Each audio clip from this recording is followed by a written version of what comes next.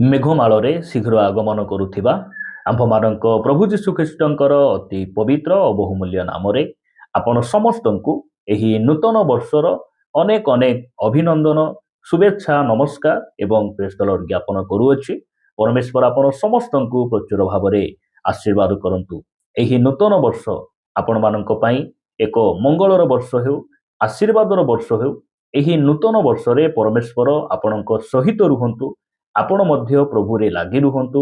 ଏହି ନୂତନ ବର୍ଷ ଆମ ସମସ୍ତଙ୍କ ପାଇଁ ତାହାଙ୍କର ଗୌରବମୟ ଆଗମନ ନିମନ୍ତେ ପ୍ରସ୍ତୁତ ହେବାର ବର୍ଷ ହେଉ, ଏହା ମୋର ପ୍ରାର୍ଥନା। ପ୍ରିୟ ପ୍ରଭୁଙ୍କ ଲୋକମାନେ, ଦେଖୁ ଦେଖୁ ଆମେ ପୁରାତନ ବର୍ଷକୁ ଅତିକ୍ରମ କରି ନୂତନ ବର୍ଷରେ ପଦାର୍ପଣ କରିଛୁ।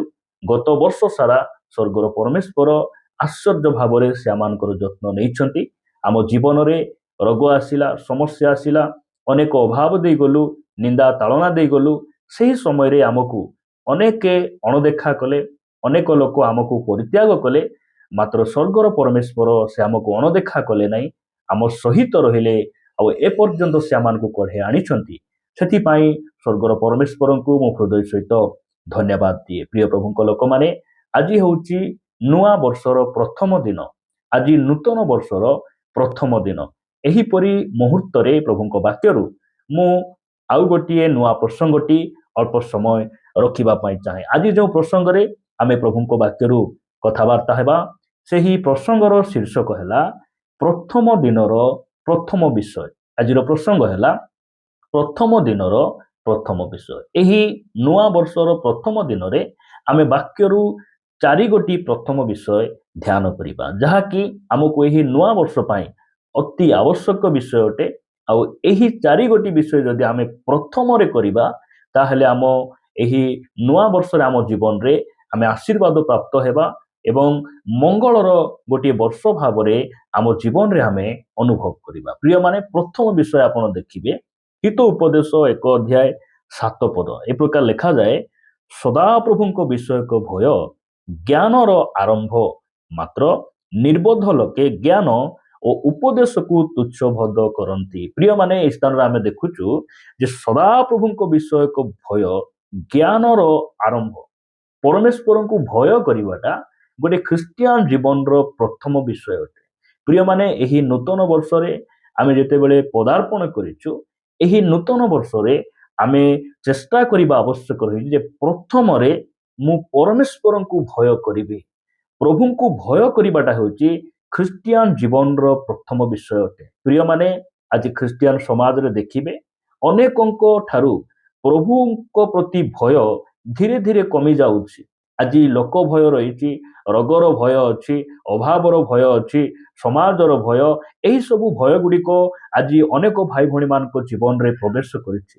ମାତ୍ର ଦୁଃଖର ବିଷୟ, ଆଜି ପ୍ରଭୁଙ୍କ ପ୍ରତି ସେମାନଙ୍କର ଭୟ ନାହିଁ। ଯଦି ଆପଣ ଦେଖିବେ, ଅନେକ ଭାଇ ଭଉଣୀମାନେ ଯେତେବେଳେ ସେମାନେ କୌଣସି ରାଜନେତାକୁ ସାକ୍ଷାତ କରିବା ପାଇଁ ଯାଆନ୍ତି, ଏ ପ୍ରକାର କି ଜିଲ୍ଲାପାଳ କିମ୍ବା କଲେଜର ପ୍ରିନ୍ସିପାଲ, ସେହି ସମୟରେ ସେମାନେ ମୋବାଇଲକୁ ସାଇଲେଣ୍ଟ କରି, ମୋବାଇଲକୁ ସୁଇଚ୍ ଅଫ୍ କରି ସେମାନେ ସାକ୍ଷାତ କରିବା ପାଇଁ ଯାଆନ୍ତି। ମାତ୍ର ମୁଁ ଅନେକ ଭାଇ ଭଉଣୀମାନଙ୍କୁ ଦେଖିଛି, ସେମାନେ ଚର୍ଚ୍ଚରେ ବସି ଫୋନ ରିସିଭ୍ କରି କଥା ହୁଅନ୍ତି, ଚର୍ଚ୍ଚରେ ବସି ସେମାନେ ମୋବାଇଲରେ ଗେମ୍ ଖେଳନ୍ତି। କାହିଁକି ଏ ପ୍ରକାର ହେଉଛି? କାରଣ ସେମାନେ ପ୍ରଭୁଙ୍କୁ ଭୟ କରନ୍ତି ନାହିଁ। ପ୍ରିୟମାନେ, ଏହି ନୂଆ ବର୍ଷରେ ଆମେ ପରମେଶ୍ୱରଙ୍କୁ ଭୟ କରିବାଟା ହେଉଛି ପ୍ରଥମ ବିଷୟ। ପ୍ରଭୁ ଆମମାନଙ୍କୁ ତାଙ୍କ ବାକ୍ୟ ଦ୍ୱାରା ସେ କଥା ହେଉଛନ୍ତି, ଏହି ନୂତନ ବର୍ଷରେ ଆମେ ପ୍ରଥମ କାମ କରିବା, ସେହି କାମ ହେଲା ଆମର ପ୍ରଭୁଙ୍କୁ ଆମେ ଭୟ କରିବା। ଯଦି ଗୀତ ସଂଗୀତା 34 ଅଧ୍ୟାୟ 7 ପଦ ପଢିବେ, ଲେଖାଯାଏ, ଯେଉଁମାନେ ସଦା ପ୍ରଭୁଙ୍କୁ ଭୟ କରନ୍ତି, ପରମେଶ୍ୱର ତାଙ୍କର ଦୂତମାନଙ୍କୁ ପଠାଇ ସେ ଆଗରେ ଆଉ ପଛରେ ସେ କ'ଣ କରନ୍ତି? ସୁରକ୍ଷା ପ୍ରଦାନ କରନ୍ତି, ଉଦ୍ଧାର କରନ୍ତି। ପ୍ରିୟମାନେ, ପରମେଶ୍ୱର ଆମ ସହିତ ରୁହନ୍ତୁ, ଆମକୁ ସୁରକ୍ଷା ଦିଅନ୍ତୁ। ଏହା ଯଦି ଆମେ ପ୍ରାର୍ଥନା କରୁଛୁ, ଏହା ଯଦି ଆମ ମନ ମଧ୍ୟରେ ଇଚ୍ଛା ଅଛି, ତାହେଲେ ପ୍ରଥମ କାମ ଆମେ କରିବା, ଆମର ପ୍ରଭୁଙ୍କୁ ଆମେ ଭୟ କରିବା। ଦ୍ୱିତୀୟ ବିଷୟ ମୁଁ ଆପଣମାନଙ୍କ ନିକଟରେ ରଖିବା ପାଇଁ ଚାହେଁ, ଦ୍ୱିତୀୟ ପ୍ରଥମ ବିଷୟ ଯାହା ଏହି ନୂତନ ବର୍ଷରେ ଆମ ପାଇଁ ଅତି ଆବଶ୍ୟକ ଅଟେ, ତାହା ଆପଣମାନେ ପାଇପାରିବେ ମାଥ୍ୟୁ ଲିଖିତ ସୁସମାଚାର 5 ଅଧ୍ୟାୟ। ମାଥ୍ୟୁ ଲିଖିତ ସୁସମାଚାର 5 ଅଧ୍ୟାୟ 23 ଆଉ 24 ପଦରେ ପ୍ରଭୁ ଯୀଶୁଖ୍ରୀଷ୍ଟ ତାହାଙ୍କ ପାର୍ବତ୍ୟ ଉପଦେଶରେ ଏହା କହିଲେ, ଅତଏବ ଯଦି ବେଦୀ ନିକଟକୁ ତୁମ୍ଭେ ନିଜର ନୈବେଦ୍ୟ ଆଣୁଥିବା ସମୟରେ ତୁମ୍ଭ ବିରୁଦ୍ଧରେ ତୁମ୍ଭ ଭାଇର କୌଣସି କଥା ଅଛି ବୋଲି ସେଠାରେ ତୁମ୍ଭର ମନେ ପଡ଼େ, ତାହେଲେ ସେହି ସ୍ଥାନରେ ବେଦୀ ସମ୍ମୁଖରେ ତୁମର ନୈବେଦ୍ୟ ଥୋଇ ଦେଇ ଚାଲିଯାଅ। ଆଗେ ନିଜ ଭାଇ ସଙ୍ଗରେ ମିଳିତ ହୁଅ, ଆଉ ତାହାପରେ ଆସି ତୁମ୍ଭର ନୈବେଦ୍ୟ ଉତ୍ସର୍ଗ କର। ପ୍ରିୟ ପ୍ରଭୁଙ୍କ ଲୋକମାନେ, ଏହି ନୂତନ ବର୍ଷରେ ଦ୍ୱିତୀୟ ପ୍ରଥମ ବିଷୟ ଆମେ ଯାହା କରିବା କଥା ତାହା ହେଉଛି ଭାଇ ସହିତ ଭଲ ସମ୍ପର୍କ। ସ୍ତ୍ରୀ ସହିତ, ସ୍ୱାମୀ ସହିତ, ଶାଶୁ ସହିତ, ବୋହୂ ସହିତ ପ୍ରଥମରେ ଭଲ ସମ୍ପର୍କ ଆମେ ସ୍ଥାପନ କରିବା। ଦ୍ୱିତୀୟରେ ଆମେ ପ୍ରଭୁଙ୍କର ଆରାଧନା କରିବା। ଦ୍ୱିତୀୟରେ ଆମେ ତାହାଙ୍କର ଗୀତ ଗାୟନ କରିବା, ତାହାଙ୍କର ସେବା କରିବା, ତାହାଙ୍କର ପରିଚର୍ଚ୍ଚା କରିବା। ଏଇଟା ହେଉଛି ଦ୍ୱିତୀୟ ବିଷୟ। ମାତ୍ର ପ୍ରଥମ ବିଷୟ କ'ଣ? ଆମେ ଆମର ଶତ୍ରୁ ସହିତ ଆମେ ମିଳିତ ହେବା, ଶତ୍ରୁକୁ କ୍ଷମା ଦେବା। ଏଇଟା ହେଉଛି ପ୍ରଥମ ବିଷୟ। ଆଜି ଅନେକ ଭାଇ ଭଉଣୀମାନେ ପରସ୍ପରକୁ ଗ୍ରହଣ ନ କରି, ପରସ୍ପରକୁ କ୍ଷମା ନ ଦେଇ ସେମାନେ ମଣ୍ଡଳୀ ଯାଆନ୍ତି, ଦାନ ଦିଅନ୍ତି, ପ୍ରଭୁଙ୍କର ସେବା ଆରାଧନା କରନ୍ତି। ଏହିସବୁ ବିଷୟ ପରମେଶ୍ୱରଙ୍କର ବାକ୍ୟ ଆଧାରିତ ନୁହେଁ। ପ୍ରିୟ ପ୍ରଭୁଙ୍କ ଲୋକମାନେ, ପ୍ରଭୁ ଆମମାନଙ୍କୁ ଦୟା କରନ୍ତୁ। ଆମକୁ ଏହି ନୂତନ ବର୍ଷରେ ଯେଉଁ ପ୍ରଥମ ବିଷୟ ଆମେ କରିବା କଥା ତାହା ହେଉଛି ଆମର ଶତ୍ରୁକୁ ଆମେ କ୍ଷମା ଦେବା। ଆମର ପରମେଶ୍ୱର କ୍ଷମା ଦିଅ ବୋଲି ସେ ଶିଖାଇଲେ ନାହିଁ, ସେ ଶତ୍ରୁକୁ କ୍ଷମା କଲେ। କ୍ରୁଶରେ ସେ କହିଲେ, ପିତା ଏମାନଙ୍କୁ କ୍ଷମା କର, କାରଣ ଏମାନେ କ'ଣ କରୁଅଛନ୍ତି ତାହା ସେମାନେ ଜାଣନ୍ତି ନାହିଁ। ପ୍ରଭୁ ଆମମାନଙ୍କୁ ଦୟା କରନ୍ତୁ। ପ୍ରିୟମାନେ, ଆମେ ଏହି ନୂଆ ବର୍ଷରେ ଯେଉଁ ଦ୍ୱିତୀୟ ପ୍ରଥମ ବିଷୟ ଆମେ କରିବା ତାହା ହେଉଛି ଆମର ଶତ୍ରୁକୁ ଆମେ କ୍ଷମା ଦେବା, ପରସ୍ପର ପ୍ରତି ଆମମାନଙ୍କର ସମ୍ପର୍କକୁ ଠିକ୍ କରିବା।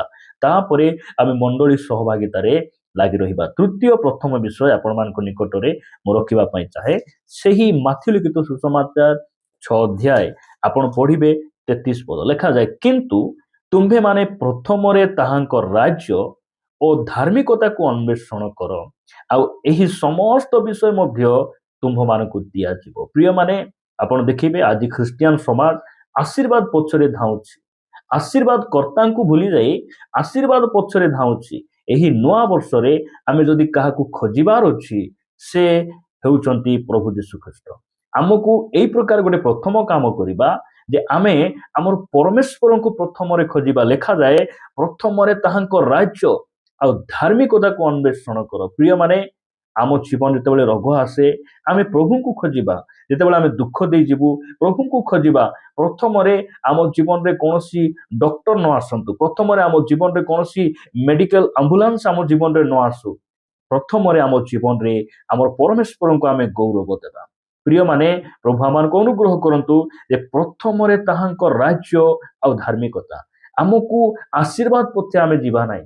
ଏହି ନୂଆ ବର୍ଷରେ ଯିଏ ଆମକୁ ଆଶୀର୍ବାଦ କରନ୍ତି ସେଇ ଆଶୀର୍ବାଦ କର୍ତ୍ତାଙ୍କ ପଛରେ ଆମେ ଯଦି ଯିବା ତାହେଲେ ଆମେ କେବେ ମଧ୍ୟ ପଡ଼ିଯିବା ନାହିଁ, କେବେ ମଧ୍ୟ ଆମେ ବିଫଳ ହେବା ନାହିଁ, କେବେ ମଧ୍ୟ ଆମେ ଲଜ୍ଜିତ ହେବା ନାହିଁ। ପ୍ରଭୁ ଆମମାନଙ୍କୁ ଅନୁଗ୍ରହ କରନ୍ତୁ। ମୁଁ ଆପଣଙ୍କ ନିକଟରେ ଚତୁର୍ଥ ବିଷୟ ଆଉ ଶେଷ ବିଷୟ ରଖିବା ପାଇଁ ଚାହେଁ। ଆପଣ ମୋ ସହିତ ଆସିବେ, ଆଦି ପୁସ୍ତକ 4 ଅଧ୍ୟାୟକୁ ଆସିବେ। ଆଦି ପୁସ୍ତକ 4 ଅଧ୍ୟାୟ 4 ପଦରେ ଏ ପ୍ରକାର ଲେଖାଯାଏ, ଆଉ ହେବଲ ମଧ୍ୟ ନିଜର ପଲର ପ୍ରଥମ ଜାତ କେତେକ ପଶୁ ଓ ସେମାନଙ୍କ ମେଦ ଉତ୍ସର୍ଗ କଲେ।